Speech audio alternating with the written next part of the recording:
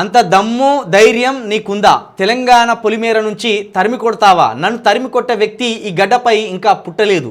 CM రేవంత్పై ధ్వజం ఎత్తిన కేంద్ర మంత్రి కిషన్ రెడ్డి.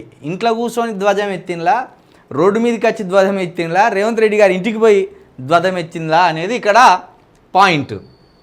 సరే, నిన్ను తరిమి కొట్టేటోడు తెలంగాణలో పుట్టలేదు, రేవంత్ రెడ్డిని తరిమి కొట్టేటోడు కూడా తెలంగాణలో పుట్టలేదు, ఏ ఎమ్మెల్యేను ఏ మంత్రిని తరిమి కొట్టేటోడు కూడా ఈ తెలంగాణలో లేడు.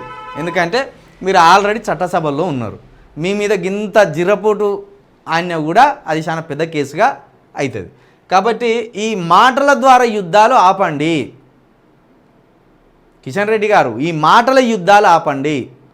ఏదో పెద్ద ఇప్పుడు అట్టుడికిపోయినట్టు, ఏదో కొంపలు ముంచుకపోయినట్టు, ఎవనింటి మీదనో ఎవడో బడి కొట్టుకున్నట్టు, ఎవడో ఎవని మీదకి కత్తులు దూస్తున్నట్టు ఈ డ్రామాలు బంద్ చేయండి.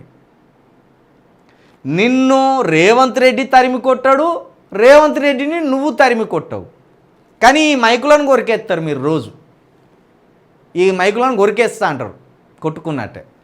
ఇప్పుడు మాకు ఈ నువ్వు కొట్టుకునుడా, ఆయన కొట్టుకునుడా, నిన్ను తరిమి కొట్టుడా, ఆయనను తరిమి కొట్టుడా కాదు మాకు కావాల్సింది. ధాన్యం ఎప్పుడు కొంటారు?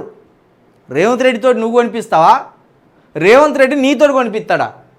ఇక్కడ రాష్ట్ర ప్రభుత్వం కొంటుందా, లేకపోతే యూనియన్ గవర్నమెంట్ కొంటుందా? ఆ గవర్నమెంటా ఈ గవర్నమెంటా? ఏ గవర్నమెంట్ మా రైతుల ధాన్యాన్ని కొంటారు, రైతులను ఆదుకుంటారు? గది చెప్పు. అది ఇచ్చిపెట్టి నన్ను తరిమి కొట్టేటోడు పుట్టలేదు, నిన్ను తరిమి కొడతా, ఎవరు తరిమి కొట్టలేడు రాజకీయంలో. ఎవరి రాజకీయం వాందే.